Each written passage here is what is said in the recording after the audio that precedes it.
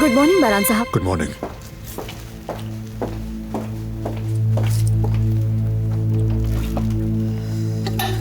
बहुत गुस्से में लग रहे हैं, अब क्या हुआ होगा?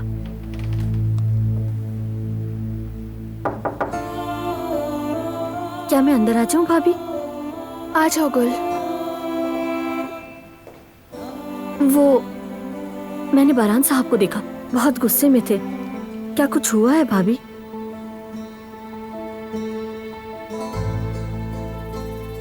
मैं अब थक चुकी हूँ गुल।